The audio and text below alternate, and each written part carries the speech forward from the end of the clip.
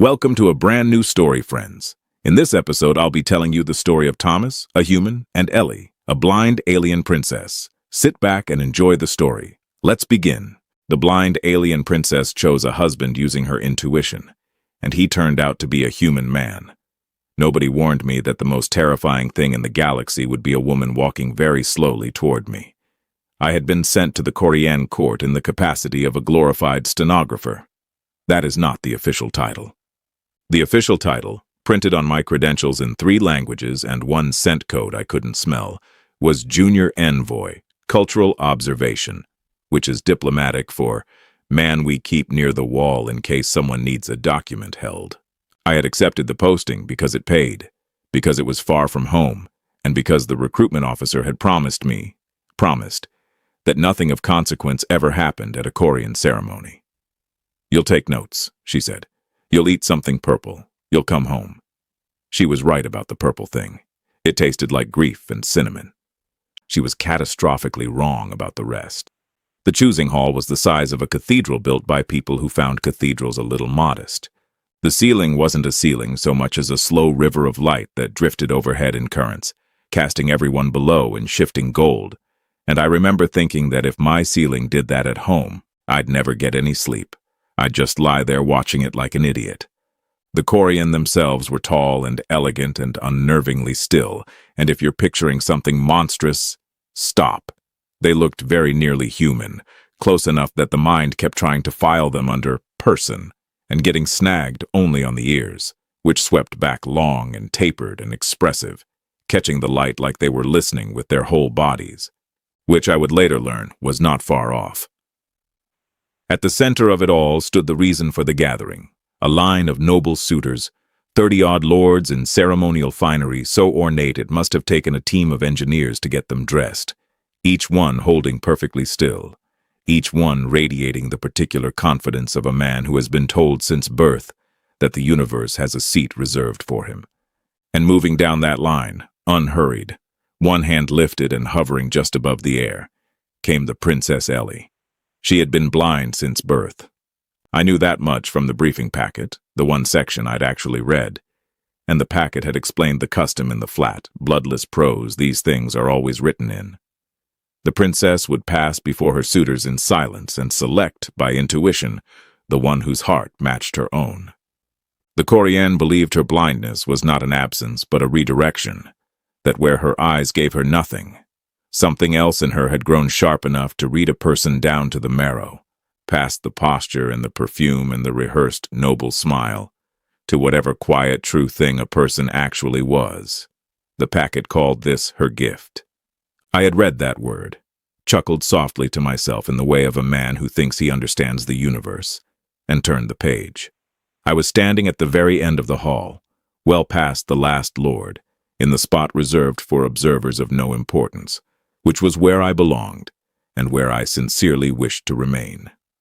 My only job was to watch and to write a report so dull that someone in an office 3-star systems away would skim it and file it. I had my stylus. I had my dignified wall. I had a purple thing in my stomach that was beginning to reconsider its choices, and she was coming closer. She passed the first lord and did not slow, passed the second, the third. Her hand drifted above each chest for a breath, 2 breaths, and moved on, and with every one she passed, you could feel the hall lean, a whole room of nobles holding a whole room of breath. She went by a lord with a jaw you could set a table on, a lord in armor that probably cost more than my planet, a lord who I swear tried to subtly puff out his chest as she neared, as if intuition could be impressed by inventory. She passed him too. She passed all of them, every noble of her own kind, every carefully bred and lovingly polished heart in that line. Passed, until there were no more suitors left to pass. And the only thing at the end of the line was a wall, and me, standing in front of it, holding a stylus like a man clutching a very small oar in a very large ocean. She stopped in front of me. I want to be clear that I assumed this was a navigational error. I assumed she had simply run out of lords and needed a moment to turn around, and I began, God help me, to shuffle politely aside so as not to be in her way. which is the single most human thing I have ever done, and I will carry it to my grave." She reached out, and she laid her hand flat against my chest, over my heart, gently, the way you'd touch something you'd been searching for so long you'd half forgotten what finding it would feel like. And she went still, and her long ears lifted, and a small, certain smile crossed her face as though somewhere inside me she had just heard a sound she recognized. The hall did not gasp. The hall detonated. 1,000 voices went up at once in that river-lit cathedral, and somewhere behind me I heard my ambassador make a noise I did not know a person could make, and every noble in that ruined perfect line turned to stare at the human against the wall, the observer, the stenographer, the man of no consequence, who stood frozen beneath a blind princess's hand, feeling her read something in him that even he had never dared to name. There is a particular silence that follows a diplomatic catastrophe, and I got to know it intimately over the next several hours. They moved us, the human delegation, all 6 of us, into a side chamber off the Great Hall, a room paneled in something that looked like wood but hummed faintly when you leaned against it, which I did because my legs had opinions about recent events. Ambassador Victoria paced.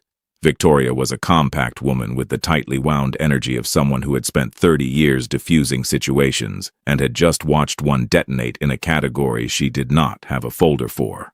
She had a way of not looking at you that was worse than being shouted at, and she was very much not looking at me. "Walk me through it," she said to the middle distance. "In your own words, how you specifically contrived to get engaged to a head of state." "I was standing by the wall," I said. "Yes, that's the whole thing. That's the strategy. I was standing by the wall, having committed to no plan more ambitious than continuing to stand there." "And you laid no hand on her. You spoke no word. You did nothing." "I tried to move out of her way," I said. "That was the extent of my ambition, to be slightly less in the way." Victoria stopped pacing and pressed 2 fingers to the bridge of her nose, which was her tell, the small private gesture she made when the universe had once again declined to consult her. "Of course you did," she murmured. "Of course the one thing you managed was to stand somewhere fatal. The trouble, as our cultural attaché explained in the careful voice of a man reading his own eulogy, was that there was no clean way out. He'd been on a channel with the Corien protocol office for the better part of an hour, and every door he pushed on turned out to be a wall. The choosing was not a courtship in the way we understood it. It was a sacrament. The princess's selection was held to be the visible proof of the gift, the whole reason her blindness was treasured rather than pitied, and to decline it, to have the human delegation shuffle its papers and say, "Ever so sorry, our man was only here to take notes," would not read as modesty. It would read as calling the princess a liar in front of her entire court. It would say, to a people who had built a civilization partly on the belief that this one woman could read truth where no one else could, that we thought their sacred gift had simply malfunctioned and pointed at the furniture. "So we insult them and possibly start a war," Victoria said. "Or we accept, and I send home a report explaining that First Contact's crowning achievement was marrying off the man we sent to hold the clipboard." "When you put it like that," I said, "the clipboard framing does me no favors." "There is no framing that favors you, Thomas. I have looked. I have been looking for an hour. It got worse before it got quieter." The door hummed open and a Corien lord swept in without waiting to be received, and I knew before anyone named him that this was the man everyone had assumed would be chosen. Lord Adrian carried himself like a portrait that had grown tired of hanging and decided to walk around instead. He was beautiful in the cold architectural way of someone who has never once been surprised by a mirror, and his long ears were held at a precise, controlled angle that even I, 3 hours into understanding this species, could tell meant something between contempt and a headache. He did not look at me the way you look at a rival. He looked at me the way you look at a stain that has somehow been given a chair at the table. "The human," he said, "will of course understand that a mistake of this magnitude cannot simply be honored into permanence." "The human understands very little," I said, "and would frankly love to keep it that way." His ears flicked. Victoria shot me a glance that could have stripped paint, and I subsided, because she was right. This was not the room for it. Adrian spoke for a while in the smooth, reasonable voice of a man laying groundwork, about tradition, about the delicacy of the moment, about how surely sensible people could find a discreet arrangement that spared everyone embarrassment. He never once raised his voice. He didn't need to. Everything he said was a hand testing a lock, and when he left, the room felt colder. And Victoria stood staring at the closed door for a long moment before she said very softly, "That one's going to be a problem." And I found I agreed with her completely. They let me see Ellie that evening. I don't know whose decision it was. I suspect it was hers, and I was learning that her decisions had a way of simply happening. Like weather. She was seated by a tall window, though of course the window was for me, not her, and she turned toward the sound of the door before it had finished opening, her ears lifting, that same small certainty already on her face. "You're the one who tried to step aside," she said. Not a question. "I was raised polite," I said. "It's a handicap." "You think I chose wrong?" Again, not a question. She said it the way you'd point out that it was raining. "You think my gift slipped and found the furniture, and everyone's too frightened of tradition to say so. I think," I said carefully, "that I'm the least remarkable object in that entire hall, and you walked past 30 extraordinary men to put your hand on the wallpaper." She smiled then, and it was not the practiced smile of the ceremony, but something quicker and more private, and she tilted her head as though listening to something underneath my words.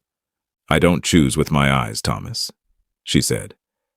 "I have never once chosen with my eyes, and I am not going to start apologizing for what I felt just because it frightened a room full of people who trust their eyes far too much."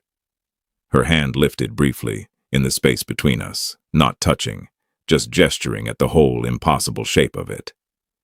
"You felt like the truest thing in that hall. I'm sorry if that's inconvenient for you." And the maddening part, the part that kept me awake under that drifting river of light, was that no one had ever in my life described me as the truest anything. And some small, unnameable thing in me had heard her say it and quietly, treacherously believed her. They did not, as it turned out, let me go home. Instead, they gave me rooms.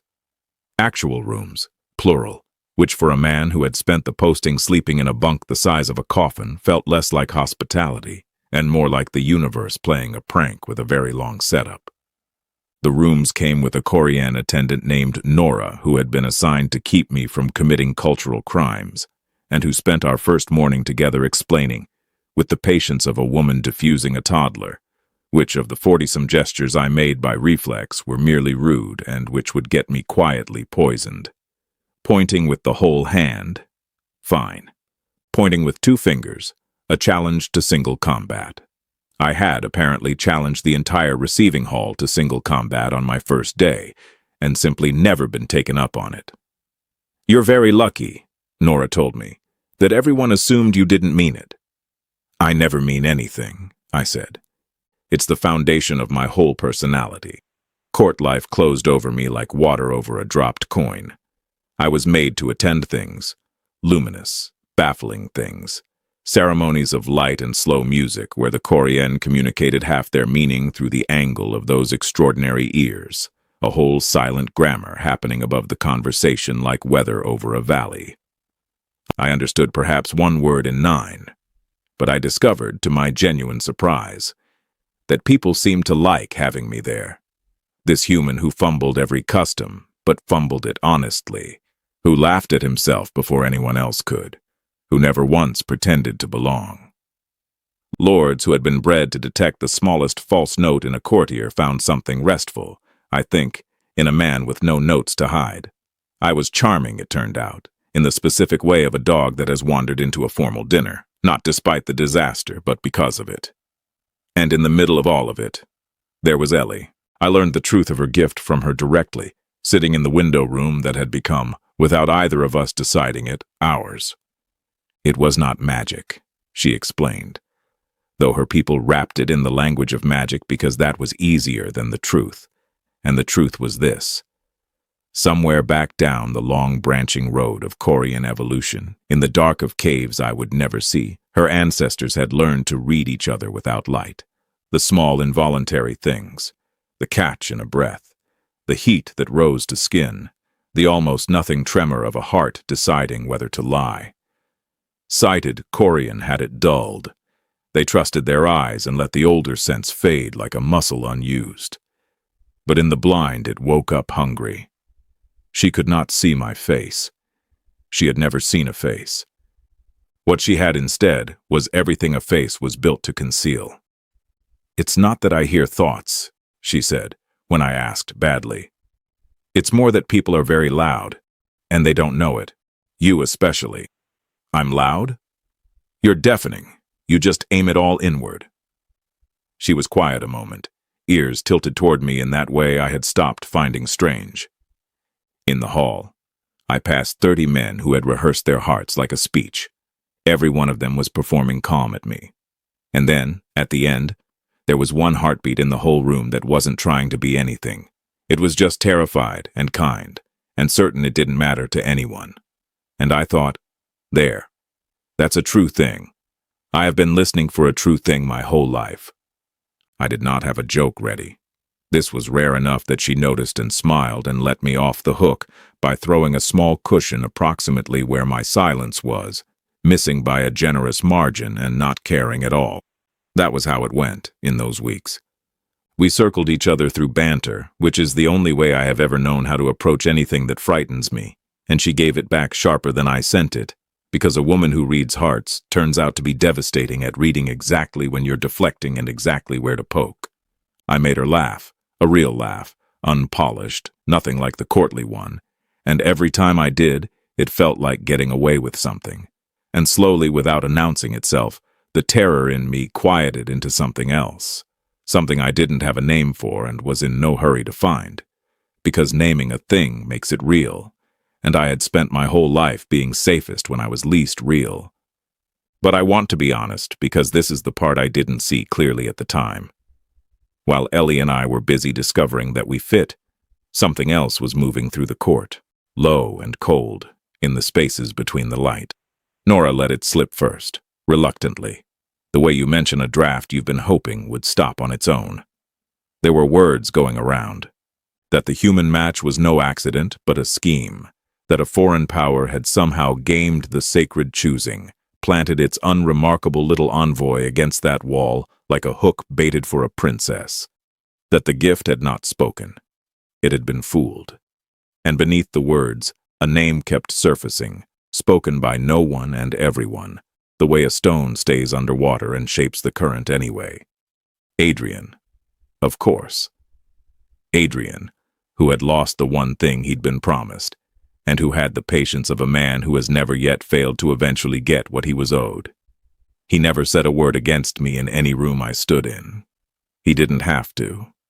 He simply let the doubt grow like frost, quiet and patient and spreading, and I was too happy in that window room to feel the cold gathering just outside it. The frost came indoors on a morning that had no business going wrong. It started, as these things do, with paperwork. The Corien had a governing body, the Accord, a council of the old houses, and Adrian, it emerged, had spent his weeks of gracious patience doing something rather more industrious than sulking. He had drafted a petition. It was a masterpiece of the form, the kind of document that never once says the ugly thing it means. It did not accuse me of anything. It merely raised, in tones of deep reluctance and civic concern, the question of whether the recent choosing could be considered sound, whether, given the unprecedented presence of an outworlder in the hall, the sacred ceremony might have been, through no one's fault, compromised. It proposed a solution offered in sorrow, a formal test of the gift, held before the full Accord, to reassure the people that their princess's sight beyond sight remained true. And if it happened to fail that test, well, then the choosing could be set aside, cleanly, with everyone's honor intact, and the line could be restored to its proper shape, which was to say, to a shape with Adrian standing at the front of it. "It's clever," Victoria admitted, reading it over my shoulder. She had stopped not looking at me somewhere in the last few weeks. largely because she decided the disaster was going to happen with or without her approval, and she might as well steer. He's not attacking the marriage. He's attacking her. If the gift is fallible, the marriage was a mistake, and mistakes get corrected. He's very good. He's a nightmare in good tailoring, I said. That too. What frightened me was not the petition. It was Ellie's face when Nora read it aloud. She did not look afraid. I had never once seen her afraid, but she went very still. Ears dropping to a low-level angle I had learned meant she was listening to something a long way off, and she said quietly, "He doesn't want to unmake the marriage. He wants to unmake the gift." And I understood then that this was bigger than the two of us. The whole belief that a blind woman could be trusted above sighted lords, the thing that had, for generations, kept the Corien from simply following whoever had the sharpest eyes and the coldest smile. Adrian wanted to hollow it out and step into the empty place. I was just the crack he'd found to work the lever into. Then it stopped being about petitions. The sabotage began small enough that they nearly missed it. The choosing hall was maintained by an old device, a lattice of the same drifting light that ran across the ceiling, and it turned out to do more than look pretty. It kept the sacred space calm, damped down the ambient noise of a crowded court, so that during a choosing the princess's sense could reach clearly through the quiet. Someone had been tampering with it. Nothing dramatic, a careful degradation, threads of interference woven in so gradually that it would read as ordinary wear. But on the day of the test, in a hall gone subtly loud with false signals, a princess reaching for the truth would find it smeared, muddied, unreadable, and she would falter publicly before the full accord, and Adrian's sorrowful petition would answer itself. We only caught it because Nora, bless her cautious soul, had grown suspicious of a maintenance crew that kept working the lattice at hours no maintenance crew should. And when we followed the thread, quietly, it led exactly where threads had been leading for weeks, to a man who never touched anything himself, and whose hands were therefore always spotless. I did the math out loud in the window room because I think better when I'm talking and worse when I'm thinking, which explains most of my life. So he blinds the room, I said, on the one day everyone's watching her sense. He doesn't have to prove she's a fraud. He just has to make sure she can't hear anything, and let the silence do the accusing. Yes, Ellie said. And if we expose the tampering, he shrugs and calls it slander. And now we're the ones attacking the tradition to save our marriage. Yes, she said again, and there was something almost admiring in it, the respect one predator gives another across a clearing.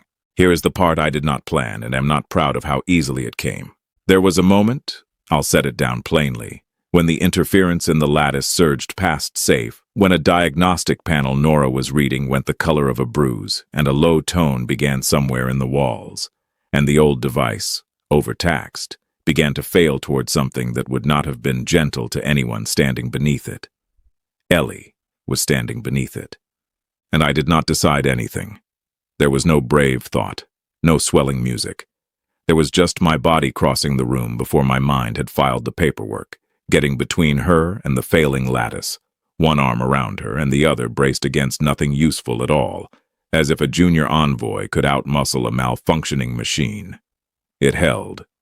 Nora killed the power in time, and it held, and nothing came down, and I stood there having accomplished, in strict physical terms, absolutely nothing. But Ellie's hand had found my chest again in the dark of the killed lights, flat over my heart, and she was very quiet, and her ears had lifted, and after a moment she said, in a voice with all the banter gone out of it, "There, that's the thing I heard in the hall."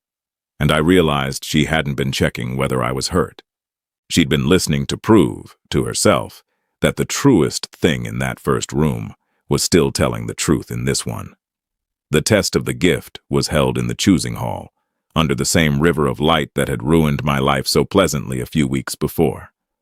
We had a choice to make, and we made it in the window room the night before, the four of us, Ellie, Victoria, Nora, and me, which is a sentence I never expected to think, let alone survive.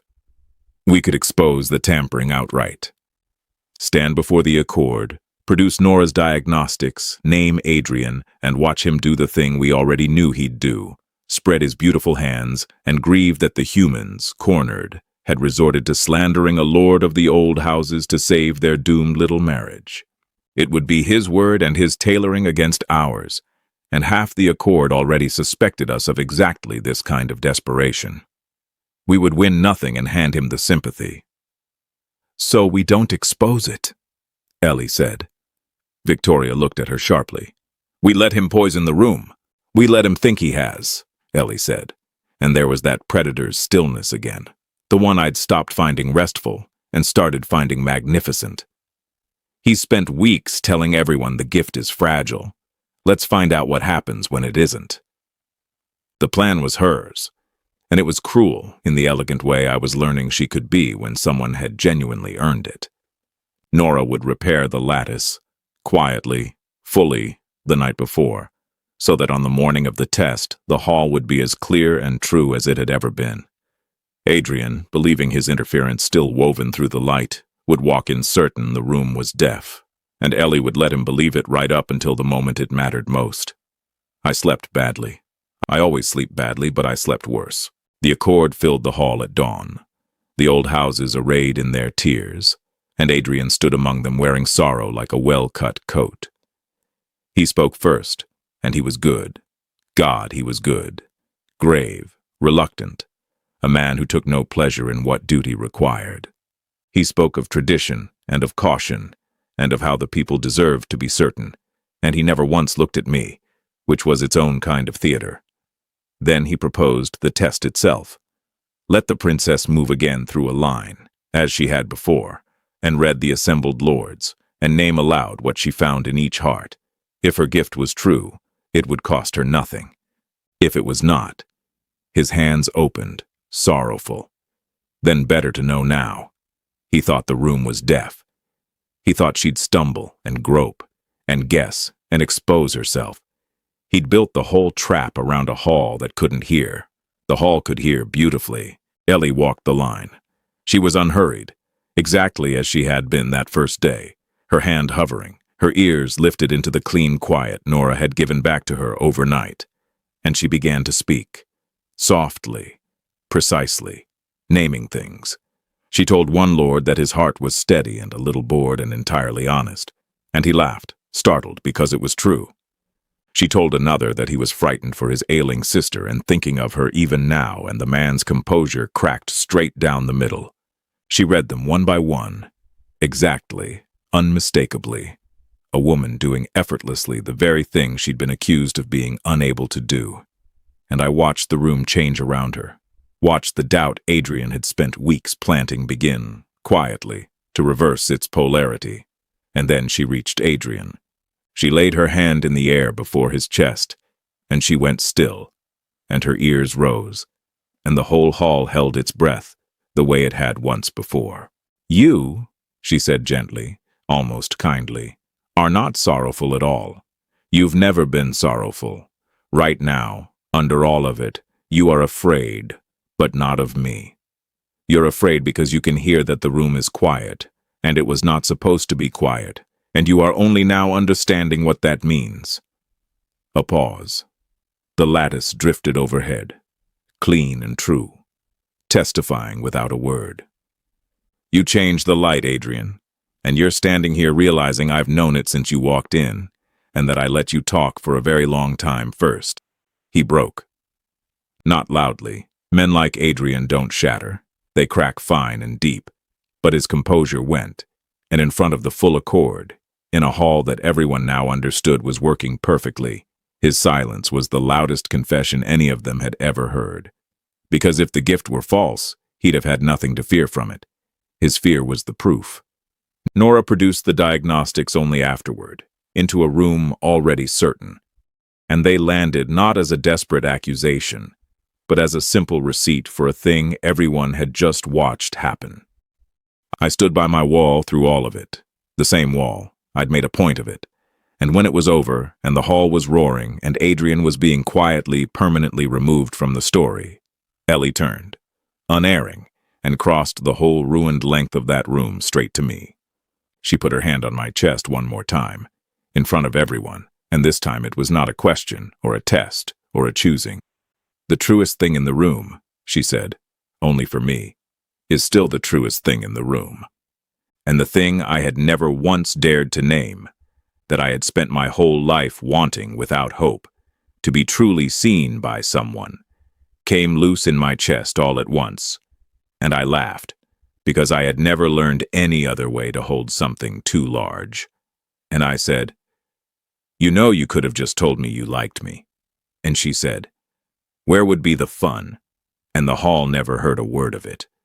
The thing about a scandal is that it burns fast and leaves the whole landscape visible afterward, every hidden shape suddenly lit. Adrian's fall was not dramatic, and I've come to think that's the truest justice there is. No dungeon, no exile with a good cloak and a tragic silhouette, nothing he could later dine out on. The Accord simply stopped listening to him. His houses withdrew their weight the way water withdraws from a stone at low tide, quietly and without ceremony, and a lord whose entire power had been the confidence of never yet having failed, discovered that the currency did not survive a single public failure. He was stripped of his council seat for tampering with the sacred lattice, which the old houses regarded correctly as a crime against the one thing that had ever kept them honest. Last I heard, he'd retreated to some estate at the cold edge of nowhere where I imagine he is beautiful and bitter and boring the local nobility half to death. I do not think about him often. This is its own small victory. The interference woven through the choosing hall was undone completely. Nora saw to it herself, refused to let anyone else near it, and the lattice runs clean now, cleaner than before, so that the next princess or prince to walk that line will hear the room true. Nora, for her caution and her poisoned toddler patience with me, was given a post of real standing in the court, which she accepted with the profound weariness of a woman who suspects she is now responsible for more idiots, not fewer. When I thanked her, badly, at length, she told me to point at the door with my whole hand and go, and I did, and it remains the warmest goodbye anyone has ever given me. Victoria went home a hero, which delighted her and appalled her in equal measure, because the report she dreaded writing, the one that opened with the man we sent to hold the clipboard, turned out instead to open a genuine alliance between two peoples who had, until a blind woman put her hand on the wallpaper, regarded each other across a very great and cautious distance. The human envoys who came after me came as partners, not observers, and were given actual chairs and no walls to stand against.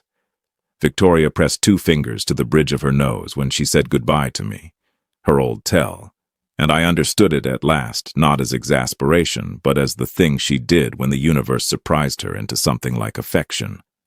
"You stood somewhere fatal," she said, "and it turned out to be the right place. Don't make a habit of it." I have not, mostly. And Ellie married me, not because a sacrament trapped us into it. That had been the whole terror at the start, the sense of being locked into a thing neither of us had chosen, but because when the trap was gone and the doors all stood open and either of us could have simply walked out clean, neither of us moved. We chose it in the window room, with no Accord watching and no gift to prove and nobody to insult, which is to say, we chose it the ordinary human way, the frightened, unglamorous, entirely voluntary way, and it was the first choosing in the whole affair that belonged only to us. I asked her once, near the end of all the ceremony, whether it bothered her that she would never see my face. We were by the tall window that had been for me and not for her, and she turned toward the sound of me with her ears lifting the way they always would, and she considered it seriously, because she considered everything I asked seriously even when I didn't deserve it. "I've held your face," she said. "I know it better than you do. You flinch when you're about to make a joke. Right here, a little muscle, half a breath before you say the funny thing, like you're bracing to be laughed at instead of with." Her thumb found the exact spot. Of course it did. "I've never needed to see you, Thomas. I only ever needed you to stop hiding, and you're terrible at hiding. So it worked out. That is the part I keep, when I set the rest down. Because here is what changed in me, and I've had a long time now to be honest about it. I spent my whole life being no one's fatal spot. The man by the wall, the least remarkable object in the hall. the one who moved politely aside so as not to be in anyone's way. I had made a home out of not mattering, because a thing that doesn't matter can't be lost, and I had confused that safety for peace. And then a woman who could not see me looked straight past every wall I'd built out of jokes and stood there, unhurried, one hand hovering, and heard the true thing I'd spent 30 years insisting wasn't there. She didn't make me brave. She just made it impossible at last to keep pretending I was invisible, and it turns out the two are nearly the same. We settled into a life under that drifting river of light. I still fumble the customs. I still point with the wrong number of fingers on purpose sometimes just to hear her sigh. She still reads me like a book she has already finished and loves anyway, and beats me at it, always, every time I try to hide something small and tender behind something loud. The alliance holds. The lattice hums clean. The court that once erupted at her hand on my chest now can't remember finding it strange. And on the quiet evenings, when I'm being deafening and aiming it all inward the way I do, she'll cross the room unerring in the dark and lay her hand flat over my heart, not testing, not choosing, just listening, the way you return to a sound you love. And she'll smile and say nothing because after all this time she knows exactly what it says. And so, finally, do I. We spend our lives certain that to be truly seen, we must first be worth looking at. So we polish the surface, rehearse the heart, and stand a little straighter in every hall we enter, hoping the right pair of eyes will finally land on us and find us extraordinary. But Thomas was found by someone who could not look at all. Not because he shone, but because he had stopped trying to. And that is the quiet, unsettling truth this story leaves in your hands, that the parts of you working hardest to be seen may be the very parts standing in the way. That the truest thing about you is not the version you perform, but the one you keep against the wall, convinced it doesn't matter. So let me leave you with the question Ellie never had to ask, because she already knew the answer. If someone could switch off their eyes, see nothing of your face, your title, your carefully arranged life, and instead simply listen to whatever your heart is doing when you think no one can hear it, what would they find there? Would it be the same person you show the world? Or would they, like her, reach past everything you built to be admired, and lay their hand over the one true thing you never dared to name? And here is the harder question, the one that follows you out of the room. Who in your life has already heard it, and been waiting, patiently, for you to stop hiding? The end. We've come to the end of another great story, friends. I hope you enjoyed it. Please hit the like button, leave your thoughts about the story in the comments below, and don't forget to subscribe to our channel so you don't miss the next story. See you in another science fiction story. Take care.